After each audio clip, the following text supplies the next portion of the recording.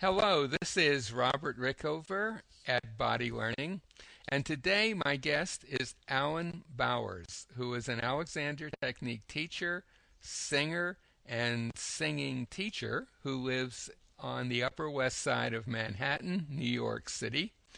Alan has taught singing at a number of universities, including California State University, Northridge. He has performed at various locations around the world. He's been an opera singer in Germany, and we're going to talk today about how singers could benefit from the Alexander Technique. Alan, welcome to the show. Thank you, Robert, and always delighted to talk about singing because I really am in awe of singers and the marvelous things they're capable of doing. And I see many ways in which students of the Alexander Technique and teachers of the Alexander Technique can learn from singers and vice versa. Well, I wonder if you could begin by just giving our listeners who may not be familiar with the technique just a very short definition of the technique. Well, I can, and everybody's always striving to better define the Alexander Technique, and that definition for me changes day to day. But for today, I'm thinking that so much of what we do, what singers do, what teachers and students of the Alexander Technique do, is to respond habitually to certain stimuli of the day. Much of what we do is reflexive, rote, and habitual. But the study of singing and of the Alexander Technique empowers us to live more mindfully, to respond more mindfully to the stimulus of singing, to the stimulus of sitting down. And the study of the Alexander Technique helps us to live in an ideal as embodied mind and minded body. Embodied mind and minded body, and singers can teach us a great deal about that. Mm-hmm. And what are some of the specific aspects of singing, and particularly singing professionally or on stage or in front of an audience, that in your experience the Alexander Technique can be helpful for? Well, it goes both ways. The most important time that a singer has, the most important activity, occurs really before they start singing. Before the first tone is uttered, the whole psychophysical mechanism is in motion. The vocal folds, prior to phonation, prior to sounding, have begun to vibrate. The whole system is tuned and toned. The vocal tract is readied, ready to produce the vowel that you're hearing. And this has been called by a preeminent neurologist, Barry Weick. He calls this activity prephonatory tuning. And he says it's really what voice teachers ought to be paying attention to. And to me, that strikes a chord for the teacher of the Alexander Technique and the student of the Alexander Technique, because we're really addressing our thinking about what happens before we move. And teachers of singing, singers themselves, have a great deal to teach about that. And what happens before a person sings, where the vocal folds come into vibration, really seems to me a little miracle. And of course, we experience this in the Alexander Technique. Well, I'm going here. There's nothing either good or bad, but thinking makes it so. And so it's a singer's hearing that I'm addressing as a teacher of singing. Mm-hmm. Their hearing, which in turn affects how they do this sort of pre-production. Exactly. The hearing is the pre-production. As they hear a pitch, the vocal folds vibrate at that pitch at their edges. before the sound is made. The vocal tract selects the frequencies for the vowel they're hearing prior to the sound being made. All this happens just because they hear. And by hearing, Go ahead, Robert. do you mean they're not actually they're not hearing a sound that someone else could hear? They're hearing it in their head, so to speak. Is that what you're saying? Both things. Mm-hmm. If I play a pitch on the piano, Mm-hmm. or if I don't play the pitch and a singer hears the pitch, we'll say in his or her head, then the same thing happens. The vocal folds will start to vibrate. So then all a singer has to do, and this is still a big order, is to just join themselves, join the breath to this activity which pre-exists tone. So that pre-production, as it were, sequence of events, um, I'm getting from what you're saying that unless you address that, then you're kind of missing the boat if you just go directly to what happens when the voice is actually produced. Right. Pitch is a huge stimulus. And I think it's amusing how we talk about notes as singers. The terminology is a violent one. We attack a note, we hit a note, we nail a note, we hold it. It sounds like a terrorist activity, whereas all the person has to do is to hear it, and it's already there. And so the whole idea of attack, hit, hold, nail is really well, it's myth. We Mm-hmm. don't have to attack anything. Right. And it's interesting that you should be placing so much emphasis on the sort of pre-production process because, of course, F. Matthias Alexander, who was the developer of the technique we're talking about, also, I mean, the technique evolved as a voice problem that he had. In his case, it was he was a reciter in large halls with no PA systems. But one of the big discoveries that he made that was kind of a shock to him, this was maybe 120 years ago, was that the patterns that were getting in the way of effective speaking, in his case, all occurred before he actually uttered the first sound. It was really just the thought of reciting that brought those patterns into play. And I think that's great, Robert. And I think the thought of making a sound is very, very different from hearing. There is a dictionary difference between listening and hearing. To listen is to make a conscious attempt to hear, whereas to hear is really to grasp the whole thing, really to get it. So if I think about making a sound, that brings on a whole different set that brings me to my habit. Whose sound am I going to make? What type of sound am I going to make? Rather, if you hear a pitch, that's inhibitory of habit. It's inhibition. And if I hear a vowel, so a vowel, e, he, whatever, is different from hearing a sound. Stanislavski said that vowels were well, he said they were spiritual qualities, but there is a 100 different ah vowels. There is an ah of hatred, ah, or a vowel of many other emotions. But to hear a vowel in a musical context brings all this prephonatory tuning into play. But if I hear a sound, the sound that I want to make, that brings us right into habit, at least in my opinion. Well, I guess the obvious question at this point is how can how can an Alexander technique teacher help someone to improve this pre-performance, I don't know, state of being, I suppose we could call it.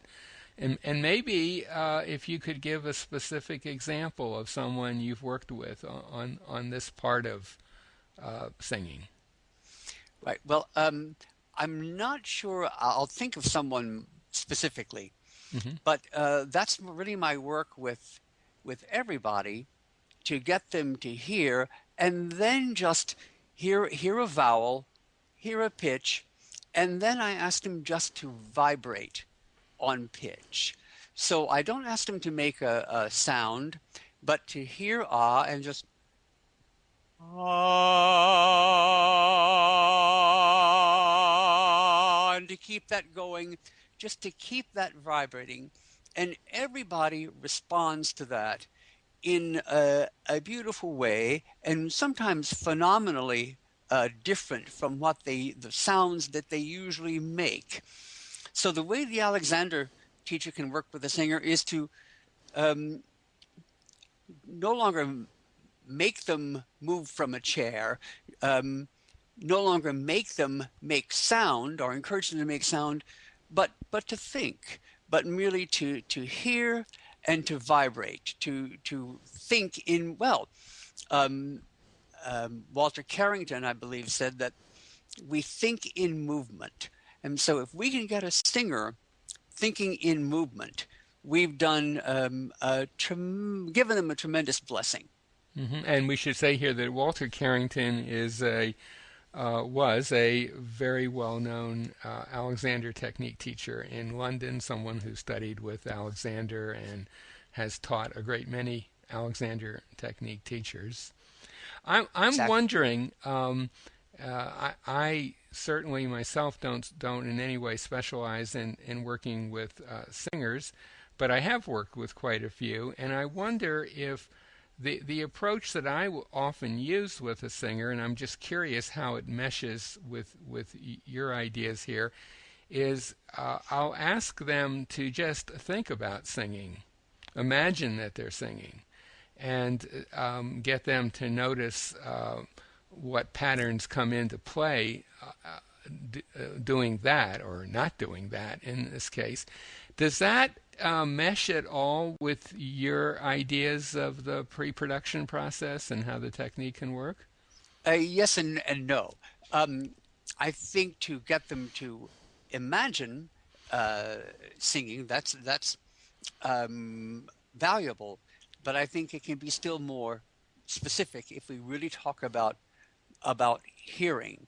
You could even say, hear yourself singing ah, Hmm. or e, or oo, and then vibrate on that. Join yourself to that idea. So I think there's value in both ways. Hmm.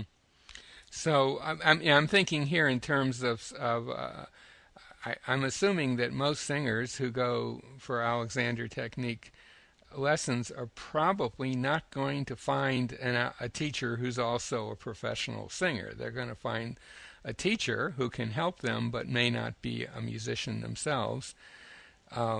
So that's something that any Alexander teacher could use in working with a student, the process you just mentioned. Exactly. Now, does there come a point when perhaps having sort of laid the groundwork with what you've been talking about, when you're going to actually work with the student actually singing the song as though they were on stage? Exactly. Um, there are pitch is a huge stimulus for the singer. Duration, I'll get to your question. Duration is a big stimulus, how long you hold it. The pitch of it, as I said, the duration, and also the intensity, the loudness. Now, when these are combined, that is a huge stimulus. Now you put the singer in front of an audience with a long, high, loud high note, and you really have the ultimate stimulus. Hmm. And under those conditions, in a public performance, swinging a loud, longly held high note, there are very, very few who will not overwork a bit. So yes, thinking of adding the audience is just an extra stimulus. And as Mr. Alexander said, that we're looking for that stimulus that puts the student wrong so we can look at the habit. And so, yeah, that would be the ultimate, to do all this in public performance. And not just looking for the habit, presumably, but having discovered the habit, saying no to the habit, basically. Exactly. Well, one thing, Robert, that we've talked about, pre-phonatory tuning, what happens before the singer moves, before the Alexander student moves. But what I'm interested in too is that moment, and I'm sure you as an Alexander teacher are interested in this, the moment of initiation. What happens there? And I like to think of this activity as what happens when we set everything in motion, as being like, as I call it, strumming the body. Strumming the body brings me to a lesson taught by a Buddhist monk called Kasan. His answer to everything asked of him was to beat the drum. So I'm interested in that activity of beating the drum, of strumming the body. When we beat the drum, there's no guiding, there's no projection, there's no placement. It is just to balance ourselves between up and down, to balance the abdomen between in and out, so that in and out are in competition, and then we just call upon that as though we were laughing. I think today on NPR, there's an article about the origin of speech being in song or in primitive expression.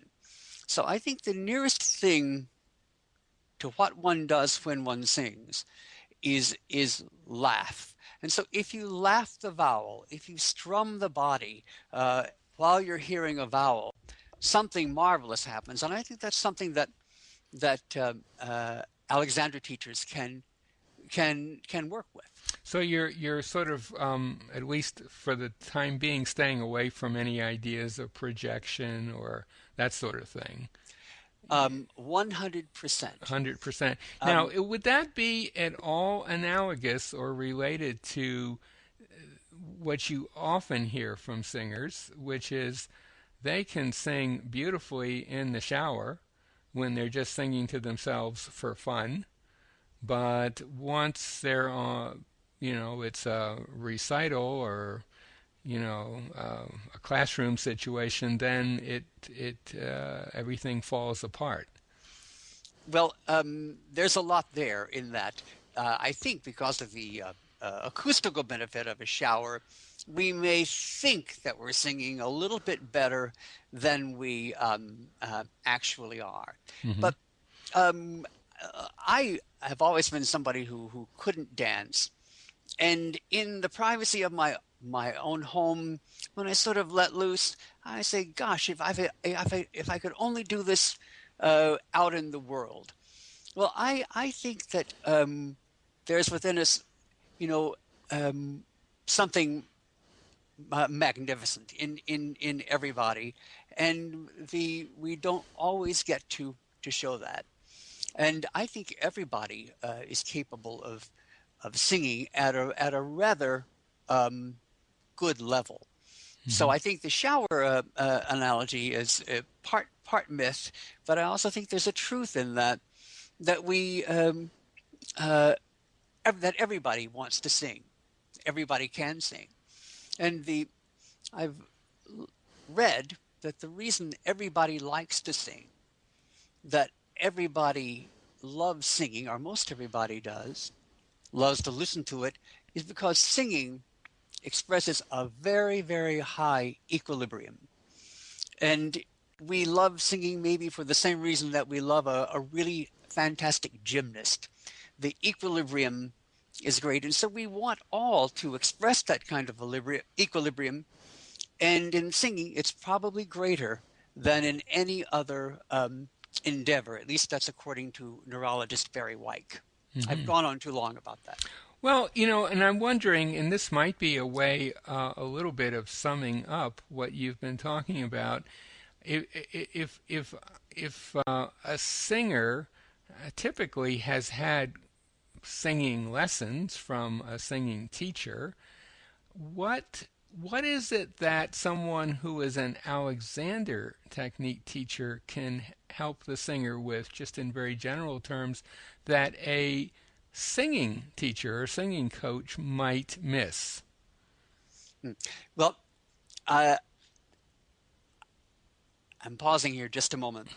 Um, I think the Alexander teacher can get a student to these to take advantage of prephonatory tuning to enable the student to strum the body, to beat the drum by creating in the student opposition. Um, Everything tempts us up when we sing. The pitch is up. We want to get into the music. We want to lean out to our listener. It's really quite natural and habitual.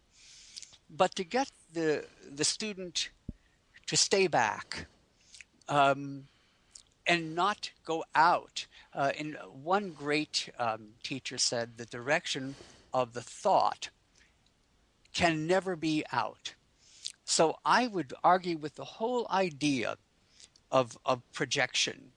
In an acoustical way, tone cannot be projected. Tone is air, is excited air.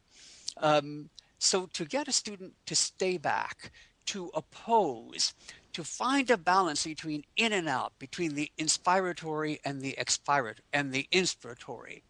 I'm sorry, inspiratory and expiratory, to get a sense of their feet and their opposition of head forward and up. One um, great English teacher, Yvonne Rod Marling and Husler, their authors, said that if you want to place the tone someplace, place it right in the back of the neck. Now, Husler and Marling both knew the Alexander technique. So I think that what they were telling the singer and the teacher of the Alexander technique is allow the student to stay back. And I think that's something that the Alexander teacher can do really better than a voice teacher. Yeah. And with that instruction of staying back, as it were, that you would also say would be the way to go when you're actually on stage and performing? I'm so glad you mentioned that. Um, what the first thing I teach a student who is both Alexander and a singing pupil is to, when you walk upon the stage, don't go out to the audience, don't reach out to them, but stay back and invite them into you. Hmm. It does a wonderful thing for both the audience. It frees them, and a wonderful thing for the singer. You invite them in, you welcome them in, your back stays back, your back receives them, and then a communication has already begun, and that stays when you sing. Um, if I may say briefly, Robert, I'm a dad, I'm a grandfather, and despite that, I've always been terrible with children. I was always into them, figuring out if I should talk to them or touch them or what. But now with children, I stay back. And children then come into you in such a beautiful way. And now I fancy, at least, that I'm great with children. Our neighbors are always, neighbor kids are always over. And it's from that ability to stay back. And so that is something that every Alexander teacher knows how to teach. And to just to teach and show a singer how to do that, just giving a hand on the back as they sing, Mm-hmm. and keep them coming back into the hand, in their neck. Um, uh, a little miracle will happen. I'm certain of it. Mm-hmm. And I'm sure you've had this experience as well, that a lot of times when you're working with a singer and they suddenly come out with a very full, wonderful sound that possibly is even new for them, at times they might not feel as though what they've done is almost legitimate. It almost feels like they're not putting the kind of effort they're used to in producing it, and so they discount it, which is one reason why it can be very helpful to have an audience who can, at least one person other than the student in the room who's a good judge of sound, Right. because the singer, him or herself, may feel as though, oh, this is not really singing, and Hmm. yet it certainly is singing. Well, I would go one further, Robert, and say that that is almost always the case. That if a student produces a freer sound in an Alexander lesson or in a voice lesson, they experience the sound in a very different way. First of all, when one sings, sound goes out from the mouth in the shape of a cone, like a big ice cream cone whose tip is held at the mouth. The sound goes out. So what you hear as a singer is reflected. You hear little from the primary source. So if I stiffen my system, if my vocal tract is rigid, if my extrinsic muscles are held, and I sing, well, I've made a much better communicator of sound to my ear. I believe that's called direct resonance. I don't know if I have my term right. And there's a term bone conduction also, Right. which might be And related to that. Yeah. exactly. So if I've stiffened the system, I sound much better to myself, or even right now. But Hmm. I've done that at tremendous cost. I've kept the sound inside. So that's always the case. Hmm. Alan, is there anything else that you would like to touch upon that we haven't covered today? Um, I don't think so, Robert. I didn't really explain well what I meant by beating the drum, by strumming the body, but it really comes from opposition. When we inspire, when we breathe, we take in air. The Alexander technique teaches that we give out the air so that air can then drop in. If I'm incorrect in stating that, Hmm. but in singing, we have to conserve air. We have to oppose without tension. I hear my phone ringing in the background. I think I'll just let that go. We have to oppose without tension the gesture of expiration. So that is the whole of it. There one great Italian teacher had but two laws, and one of them was chi non appoggia non canta, who does not oppose does not sing. So this appoggiare has come in for a lot of criticism from teachers of the Alexander technique. But like everything, there's a way to do it well and a way to do it badly. And the way to find a way to resist exhalation, to find a point at which you feel as though you're laughing, uh, as though you were laughing and suppressing it at the same time, where there is both the in and the out at the same time. That's, I guess, the last point I would want to communicate. That feeling support is sometimes, well, very often, a rigid system applied to an unstable system. A flying buttress applied to an unstable wall of a cathedral. And I fear that much of what we do in support is to make ourselves rigid. Hmm. But it's to this buoyant opposition that we can find, this strumming of the strings of the body.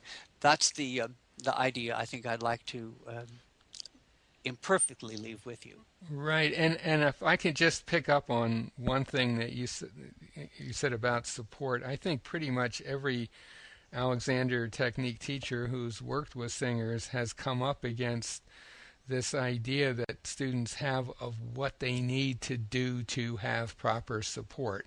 And as you say, it usually, for the most part, tends to be a kind of a stiffening or setting of themselves, often accompanied by or related to some pretty incorrect conceptions of where things are, such as the diaphragm and so on, which we don't want to get into too much here, but that it's almost as though the idea of support has taken on a life of its own that is actually not all that, as it's understood often, not all that connected with anything very useful. Well, I agree.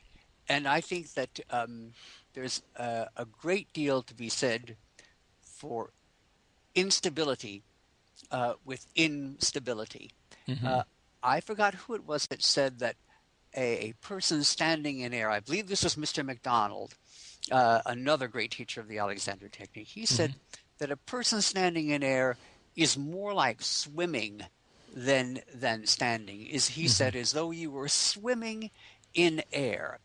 And so there is much to be said for instability rather than rigidity. If I'd had the choice between instability or rigidity, I'd go with instability in time, anytime, and or better yet, buoyancy. Right, Buoyancy. and that's really true for everybody in pretty much every situation they find themselves in, not just singers, right?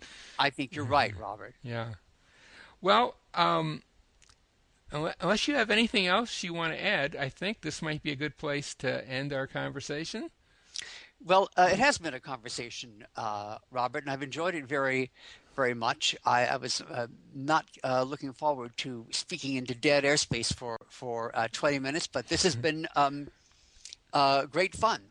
So, beat the drum, Robert. I will, and let me just say to our audience that my guest today has been Alan Bowers, who's an Alexander Technique teacher, a singer, and a singing teacher of many, many years' experience.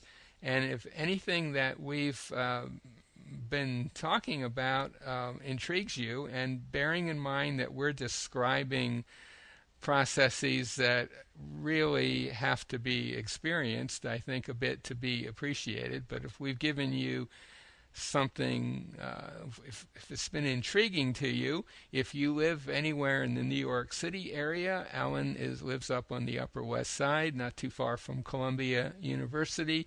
And if you live somewhere else, find an Alexander teacher and explore some of the things that we've been talking about. Alan, thank you so much for being on the show today. It's been my pleasure, Robert, and thank you.